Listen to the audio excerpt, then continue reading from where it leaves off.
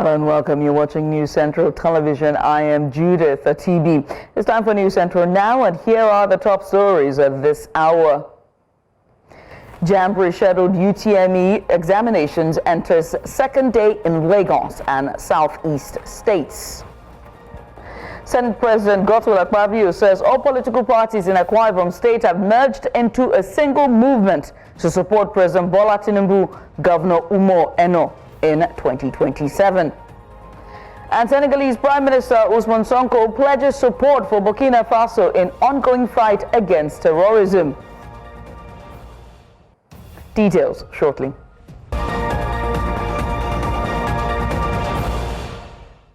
And we begin with education.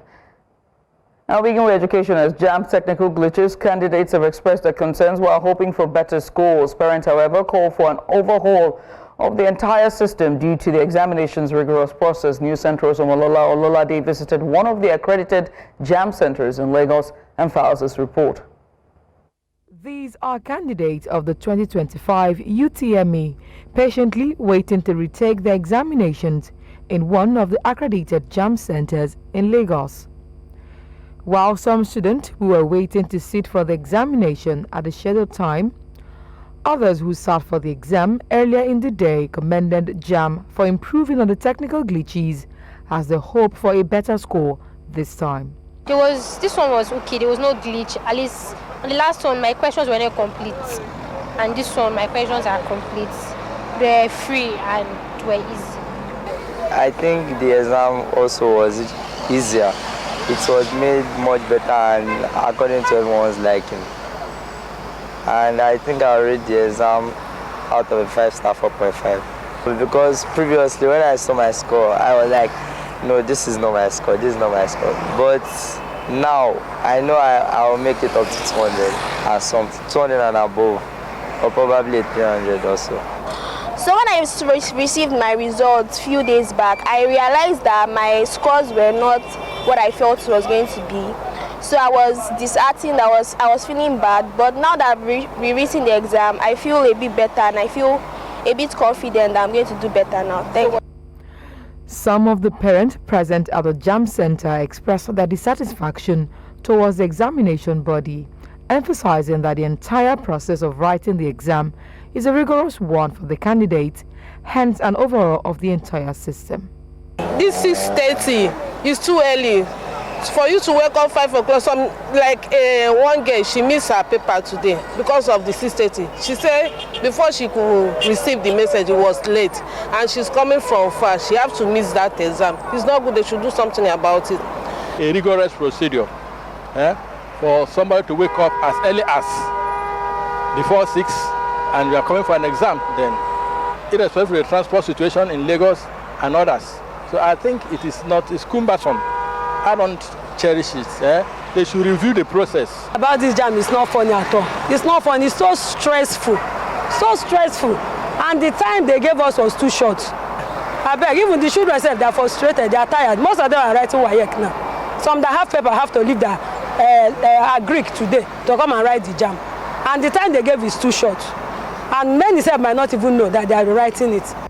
At least 379,997 candidates across the country are affected by the technical error, while approximately 206,610 candidates in 65 centers in Lagos State are participating in the 2025 UTME receipt.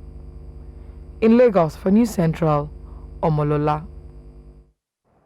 Meanwhile, parents at the JAMB Examination Center in Ubakala, Umuahia South local government area, Abia State, is still unsure why the board has ordered a receipt for candidates whose original sittings were problem-free. They say the decision is causing needless emotional strain for candidates who performed well just a few weeks ago for their families. The parents also urge JAMB to prevent a the parents urged JAMB to prevent a further glitch and to make it hike-free as possible.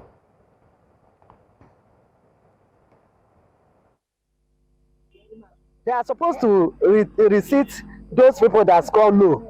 mainly on that Saturday that they did not have 1 to 11. Not everybody, not causing trauma to the whole state. I want them to be very, very careful in everything they are doing. If the thing is inside the computer, I thought that the thing will not be computer problem. It's man-made problem. No, my son did not tell me that the glitch affected him. I was surprised when I saw the message. Especially the writing wire also.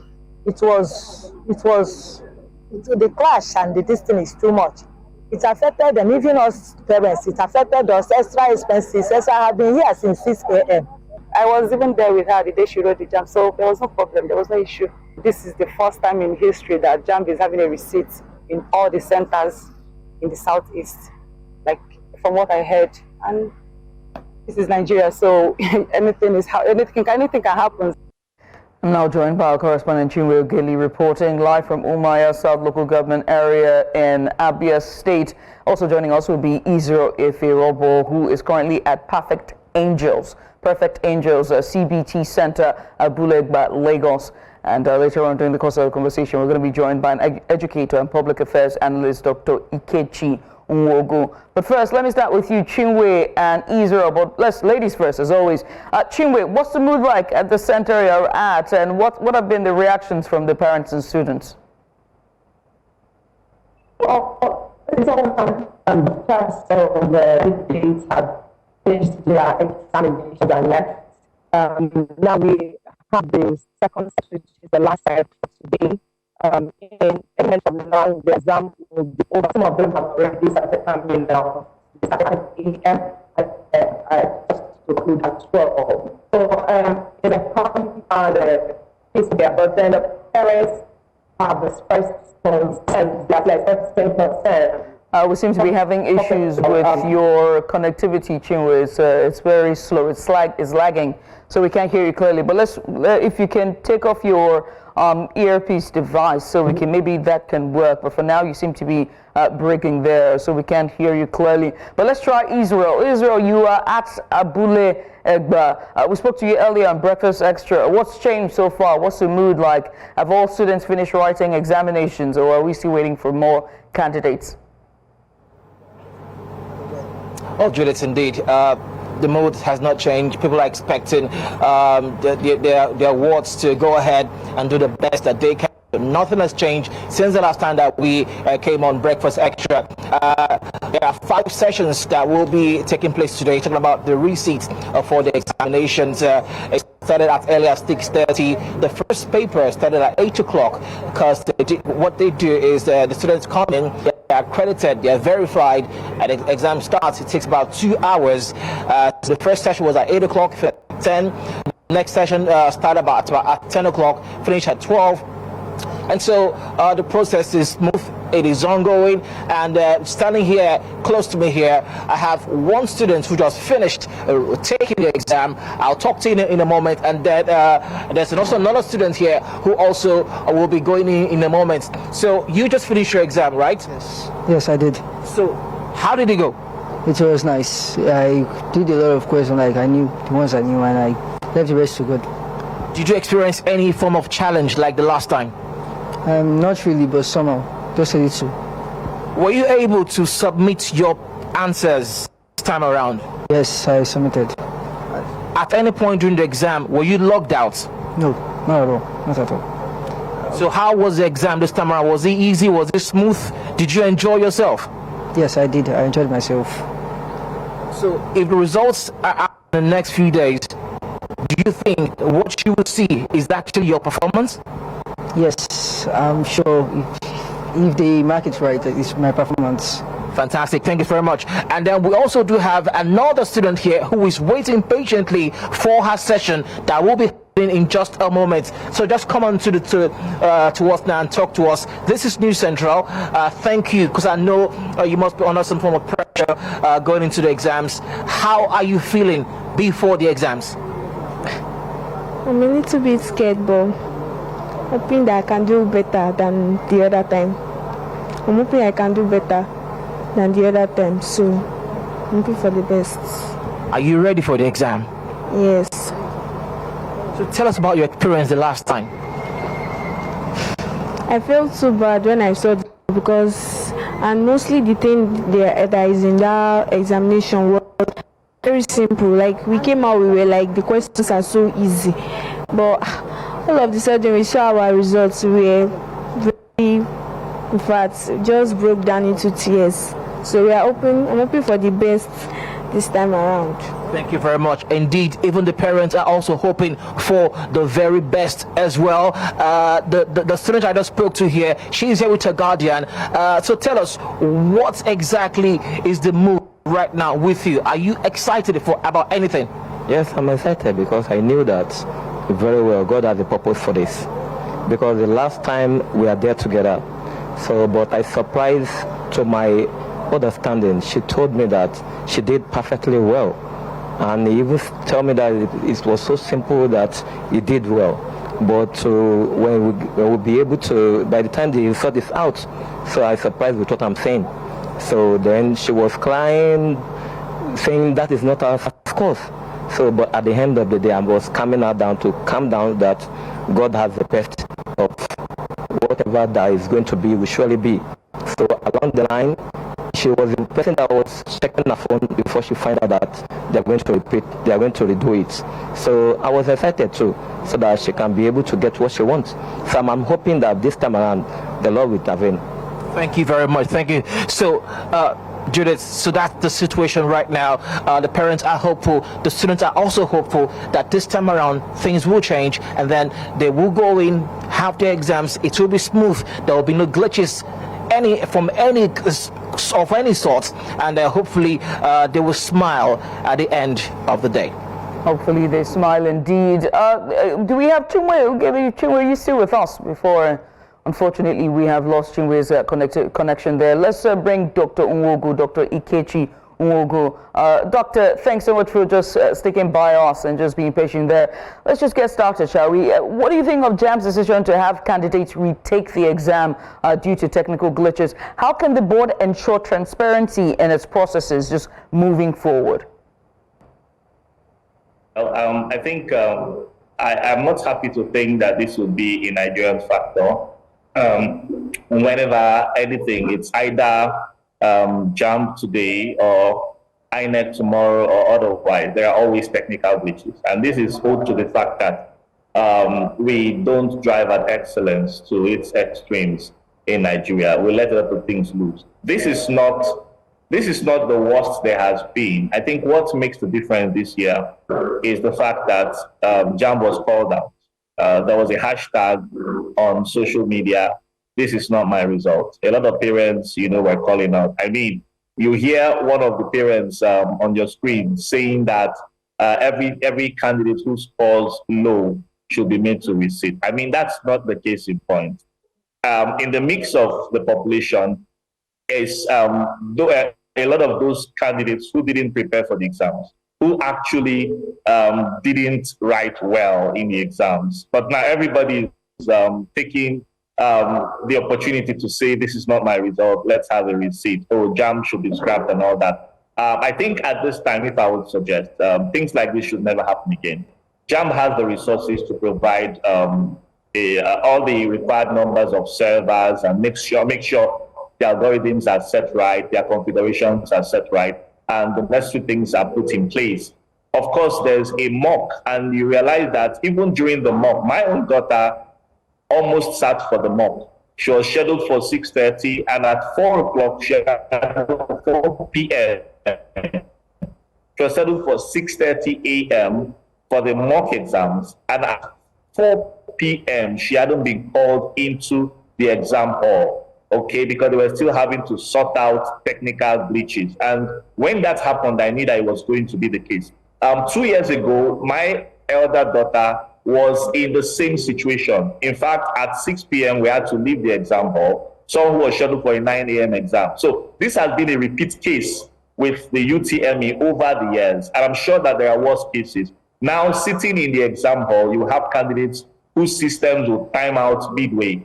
And all of these are technical glitches of various magnitudes. There are some candidates who go in for the main exams and their numbers are not there. Some candidates don't even get to receive the requisite text messages inviting them to the main exam. So all of these things can be avoided, whether they are server issues or there are contact detail issues or there are registration issues and all that. They can be sorted and they should be sorted out by JAMB. I mean, when you look at the visuals there whether from Lagos or from Abia, from our correspondents, you can see the students sitting outside under the sun, with their parents as well. You can see the stress that they have to go through, and even just talking about their experience as well. It's very heart-wrenching to go through this experience. Do you think that the uncertainty and the stress caused by this exam controversy will also affect students' performance in this retake? And what can support systems or what support systems can educators provide for parents in just to help them mitigate it? Most importantly for students as well, just the queues under the hot sun, waiting for your turn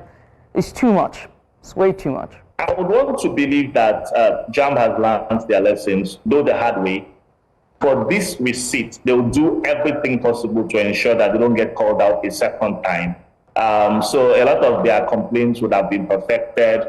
The servers would have been adequately distributed. Some of the configuration glitches, configuration errors they had, algorithms would have been put in place.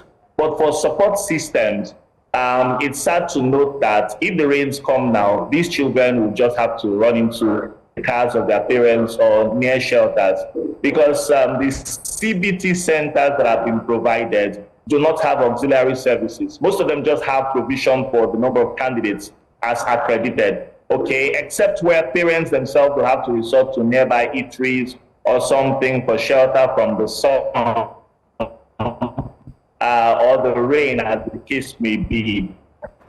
But subsequently, I think JAMB needs to extend the deadline to 2 weeks to 1 month. So you have just a handful of students show up in each exam center every day, while the succeeding batches will be placed somewhere more comfortable. Maybe the hall would have to create a provision for a waiting center, with some air conditioning and some power, but we know that's another ball game in Nigeria, and it makes it a little difficult. So the headache will be, let's get the testing right first. Let's get it right with our algorithms and our configurations. That's a starting point. I'd rather sit in the rain and come into the exam hall and processes are perfected than have a cool, cozy waiting room only to come into the exam hall.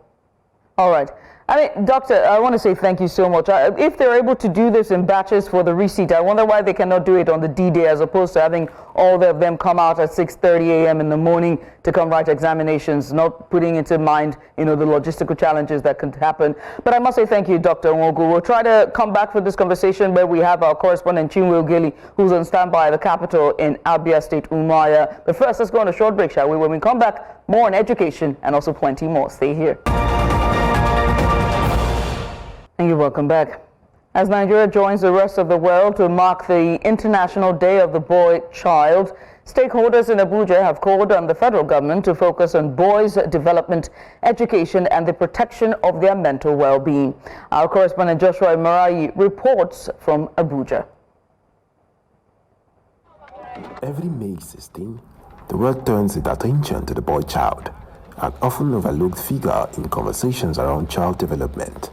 In Nigeria, boys face a unique mix of challenges, from peer pressure to societal demand to appear emotionally strong, to high school drop rates and exposure to street life.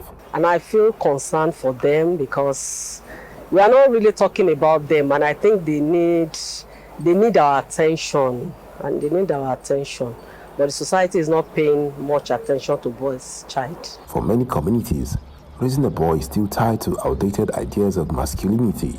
Every citizen of this country believes that in every culture, that a boy's child is more preferable than a female child. Otherwise, thinking of maybe he'll be the one to take over from the parents if the parents are gone, it gives the boy giving a lot of pressure that makes him sometimes, you see him start losing steps. While experts identify schools as key players in the boy child's development, some say many boys struggle with poor academic performance.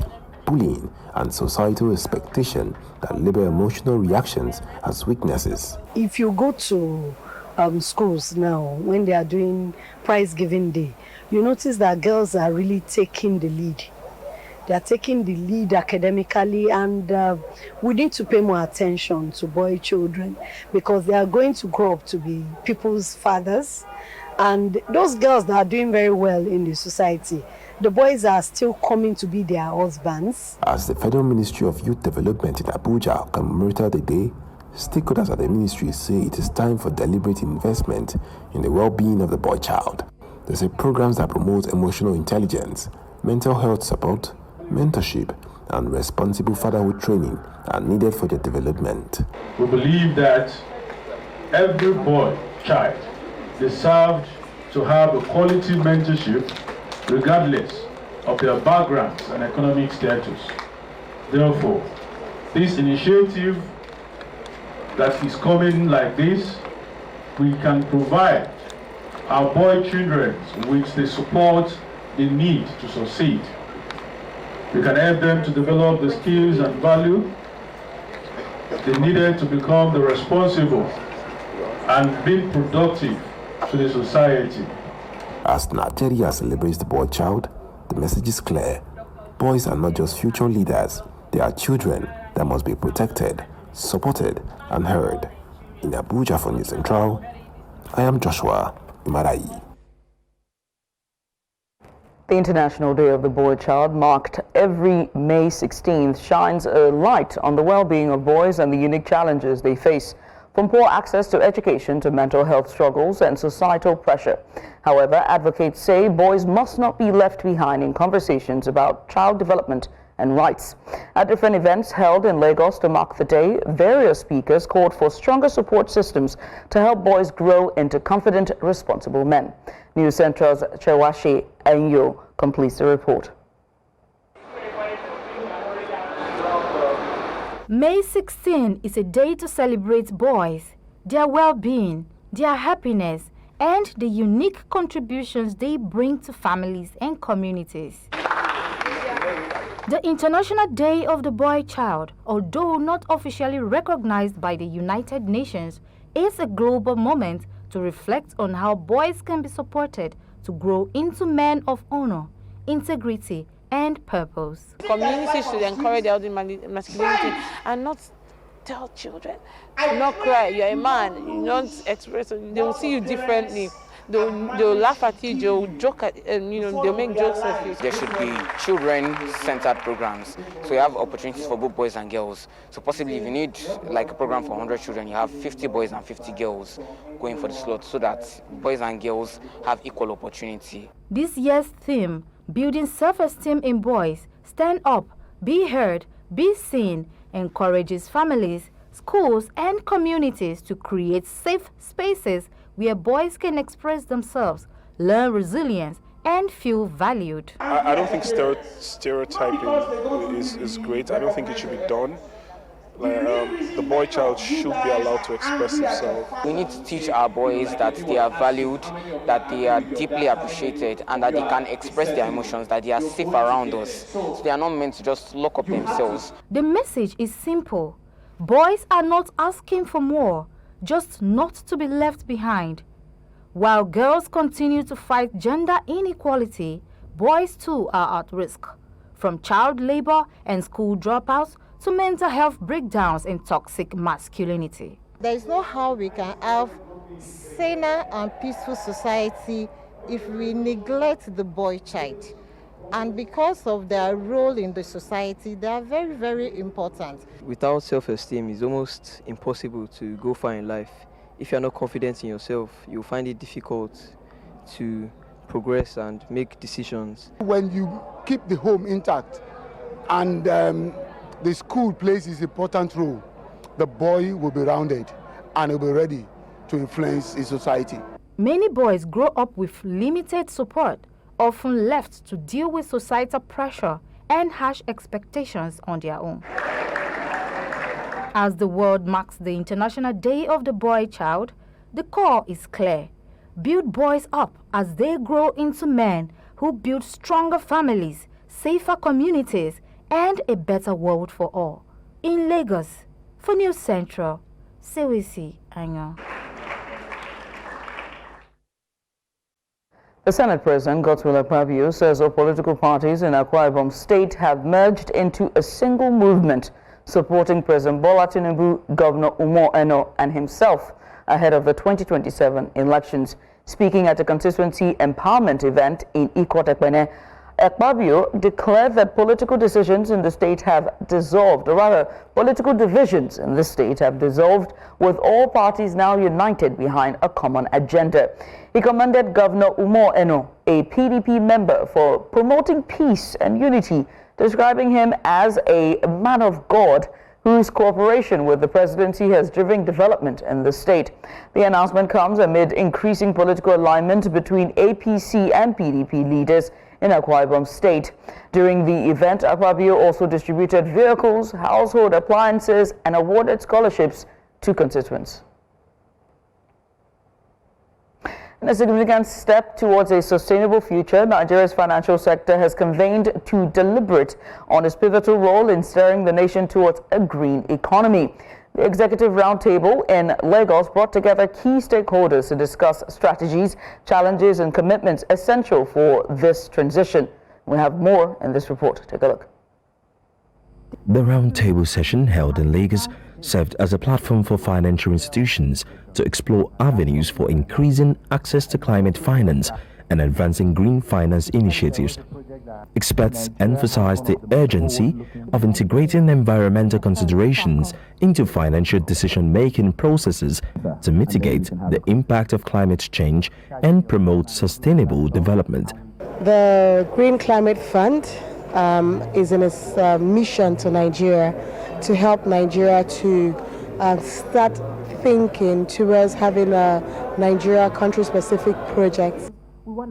Noting the critical role of financial institutions in supporting green projects, discussions around financial gaps, policy barriers and more were on the front burner. In areas of adaptation to the climate change, areas of mitigation of the effects of climate change, we're all providing access to finance to be able to do that. So while in Nigeria, we might, the awareness of that is strong, but it's really happening. And then we need to begin to take action in that light. It's not just having the certification or the accreditation, let me put it that way. We also need to be able to mainstream what we have gotten into our national life. So we need to get more programs. We need to bring in a lot of programs that will help us get the climate adaptation that we want. In a unified gesture, representatives from participating financial institutions signed a commitment agreement affirming their dedication to the principles and strategies discussed during the session. The importance really of having the private sector here is knowing that the public sector cannot do it alone. International funding can also not do it alone. We have the big climate funds. Yes, they come in with concessional capital, but we also need our local domestic capital to do the great work that we need to do on combating climate change and accelerating economic development. As Nigeria continues to navigate the challenges posed by climate change, the outcomes of this meeting are expected to contribute significantly to the country's ongoing effort to promote green economy, aligning with global sustainability goals. In Lagos, for News Central, Igbalani Omoni. The struggle for the liberation of the Niger Delta region has been on for decades, with Major Isaac Adaka Boro, a vibrant activist and military leader from the Ijo extraction, being the first to declare the Republic of the Niger Delta after Nigeria's independence. Every year, stakeholders and groups across the Niger Delta region hold symposiums and public processions to reflect on his life and times. News Central's Biola Festus has more. Major Isaac Adaka Boro, a pioneer in the fight for minority rights in Nigeria, clamored for the liberation of the Niger Delta region from the then Eastern Regional Government in 1966. Although his life was short-lived, his legendary deeds will forever remain in the sands of time for Niger Deltans, hence a day named and commemorated in his honor, Boro Day. Reminiscing on Boro's bravery moves for the Niger Delta, President of the Movement of his own ethnic nationality in the Niger Delta, Kennedy West, regrets that issues Boro fought against during his days still persist. There is no issue, no item that has been said by Major Isaac Jasper Adaka Boro in his 12 days revolution that has not come to pass in Nigeria. All the things that he has said, all the issues that warranted him to shout for the Niger Delta Republic, we are experiencing it, we are feeling it every day.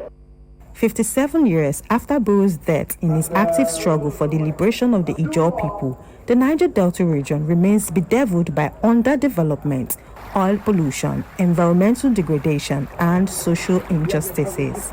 The federal government cannot tell us succinctly how much is gold putting on the coffers of our national purse. They are being quiet about it. They are being economical with it, being clandestine in the operations. Meanwhile, feel free to explore the people of the Niger Delta. Giving us pipeline surveillance, giving us South-South development, giving us this or that is not what we really agitating for. Boro said he wanted Niger Delta Republic. But when we started as a people, we came together in Kayama and we said resource control, self-government. The Ijaw Youth Council in Rivers State also held a procession in honor of the Niger Delta patriots. Rivers State's democracy should be restored with immediate effect. We appreciate the peace initiative that he have initiated. Let the executive and the legislative arm that Mr. President believes that is in loggerhead should be called to a round table and let the differences be settled so that Rivers State will return back to democracy immediately. The people of Ijaw Nation from the Eastern Zone flank will continue to give President of the Federal Republic of Nigeria, Bola Tinubu, the needed support and mandate to see and resolve these issues on ground. We also want to use this medium to thank every sons and daughters of Ijaw Nation for coming out to continue to celebrate our hero. We will continue to fight for justice, fairness, and equity. Major Boro's activism and declaration of the Niger Delta Republic were significant milestones in the region's struggle for self-determination and resource control. In Port Harcourt for News Central, Biola Festus. Away from Rivers State and now to Edo State, where traders from across the various markets in Benin City, Edo State, have staged a peaceful protest to the palace of the Oba of Benin, accusing the Edo State market woman leader of engaging in sharp practices harmful to their businesses. They say they want the Oba of Benin to intervene and outrightly remove the woman leader, saying that since her assumption in office, traders and business operators have been shortchanged, exploited, and forced to buy frivolous tickets. They say many of them were excluded from the recent interest-free loans provided by the state government to traders, and that there are current threats to demolish their shops in some parts in some of the markets. When Edo State government Edo interest-free loan say they want to give trader, Josephine and the meeting people don't hijack the process. Una go agree? Una go agree? As they go from market to market, they cause problem. Una go agree? This one a wheelbarrow ticket that they pay $100 to Josephine every day. This one a hawker and squatter that they pay $100 every day to Josephine. This one a POS ticket that they pay $100 to Josephine every day. This one where you see so. This one another hawker and squatter. I said we come out before 5 days. say they want to destroy our market. Say if we don't come out, they go destroy our load. They say Senator Modo Beworo, Governor of Ikot State. Now he said they come. He said if we won't come out, they go destroy our load. Now make us go cry for our Baba. Baba, we not get where we they go. Now we come meet you, Baba, this morning. So make you help us. Call on Mosafe. We don't need the Mosafe for new market. Why we are protesting is because, especially number one, because of the Ogiso market, known as new markets. So this so-called Iyeki, called Josephine, that called itself Iyeki, and the new Iyeki that they installed on that market, woke up one day, this week Wednesday, and came to Ogiso market that they want to destroy Ogiso market, want to demolish Ogiso market, which we have not heard from the governor. We have not heard from the council because council is in charge of market. Many tickets have been brought up the time of Josephine. For these 4 months, the traders, they are suffering. She will go to market and remove the old Iyeki and put another one. And Iyeki is not by politics. Iyeki is by tradition. Let's head to Abia State. As the rainfalls intensify, they leave behind some damaging effects on some places and persons. The story of Hat Okpara Ocha, the family of Umo Kwele in Umo Okpara, Umuahia South local government areas of Abia State, where floods are threatening their continued stay in their country home, leaves more to be desired. News Centre's Chinwe Ogili has been tracking this development. Take a look. It's been days of agonizing experience for members of Hat Okpara Ocha's family, with floods disturbing their peace in their homes. This situation is not a natural disaster, but artificially induced as a result of the reconstruction of the Umo Okpara Highway. Just as the family members feared, their walls have cracked, parts of the buildings collapsed, yet there's no help in sight.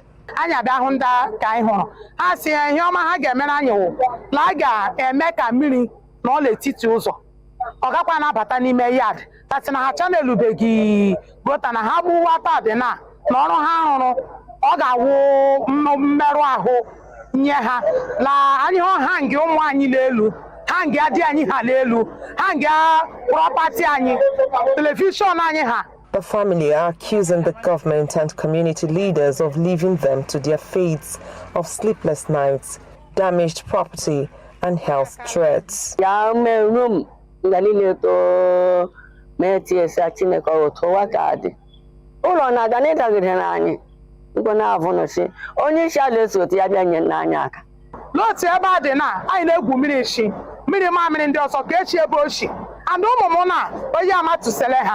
They say if the contractors fail to correct the situation, which has caused the persistent flooding of their homes, they will be forced to take laws into their hands. We are already on a rainy season. If nothing is being done, I'm telling you the gospel truth, other youths will get angry. We'll stop them from working. And we'll call on the government to come and see this by themselves. Uchechi Odimba owns a drinking parlor along the same area and now counts her losses to the flood. I'm charity as all my properties, my fridge, my 5 fridge got spoiled, my generator, my speakers. We are calling the government to come and help us because this one is out of hand, to come and know what they will do for this road and help us because our properties, we don't have any where to start again. After their initial outcry, it was gathered that much the contractors could do was to pull the remains of the tunnel, creating no alternate route for flood. It's getting worse, like it's already worse as it stands, because the water that entered as of 3 days ago was not as it is now. The government is yet to respond to the calls, but the flood victims in their wait, laugh and dance at their condition. In Umuahia for News Central, Chinwe Ugele. You're watching news now on News Central Television. Coming up, thousands protest in Tripoli, demand Prime Minister Daba's resignation. We have the details of this and more just after the break. Join us again.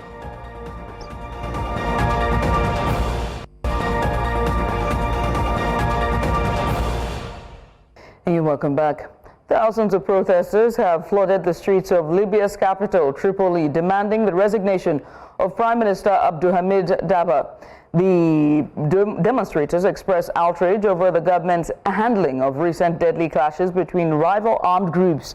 The unrest, which has resulted in dozens of deaths and injuries, underscores the country's fragile security landscape.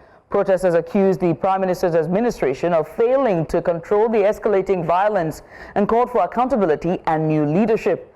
Libya remains politically divided, with rival administrations in the east and west, Tripoli being under Daba's control. Now, this marks one of the largest public demonstrations in recent months, reflecting growing public frustration over instability, insecurity, and the persistent lack of basic services.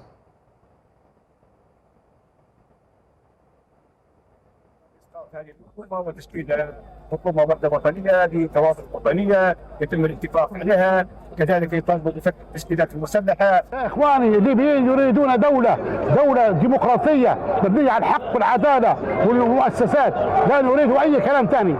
فيا اخواني نحن لم نخرج الا لنصره ليبيا.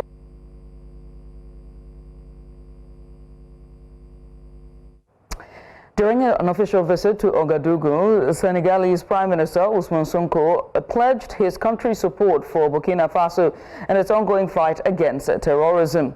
Standing alongside Burkina Faso's officials, Sonko spoke of the possibility of collaboration and support, signaling a potential strengthening of ties between the two West African nations. Burkina Faso has grappled with a brutal insurgency for more than a decade, resulting in thousands of deaths and the displacement of millions.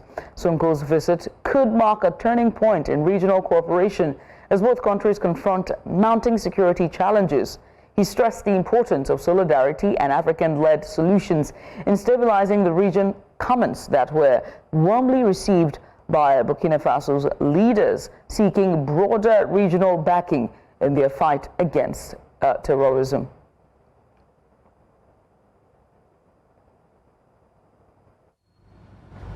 Au président Traoré, à tout son gouvernement et au peuple burkinabé dans sa lutte contre ce terrorisme qui lui a été imposé.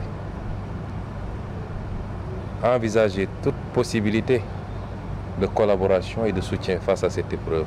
Et c'est pourquoi le Sénégal, au-delà de la manifestation de la solidarité, n'exclura aucune forme de collaboration.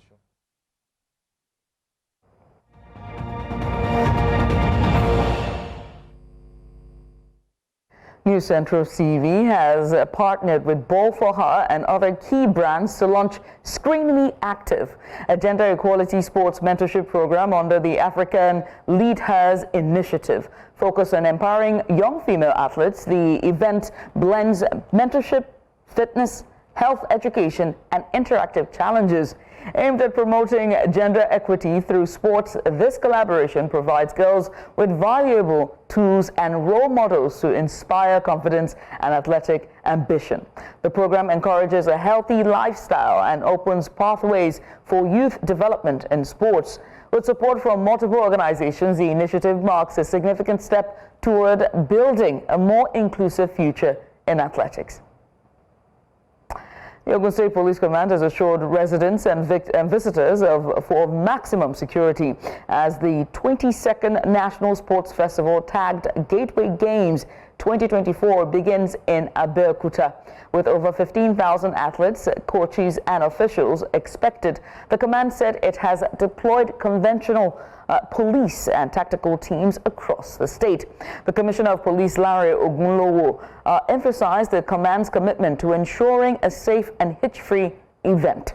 Emergency lines have been made available for quick response. The festival, which promotes unity and talent discovery, will feature 32 spots and host dignitaries, including Governor Dakbo Abiodun and the Minister of Youth Development.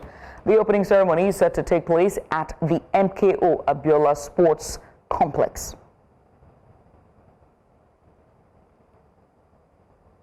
And that's all we can take at this hour. But before we go, let's take another look at some of the major stories. The rescheduled UTME examinations enters second day in Lagos and Southeast states.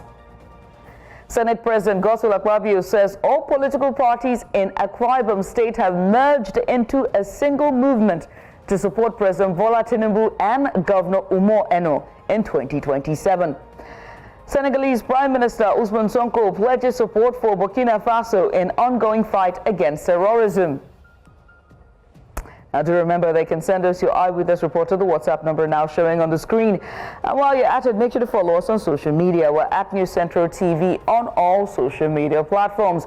You can always watch News Central live on DSTV channel 422. We're on Go TV now. Find us on channel 23, Star Times channel 274, Avo TV, and you can stream us live on YouTube. And that's 24/7. Many thanks for watching. I am Judith at TV. Bye for now.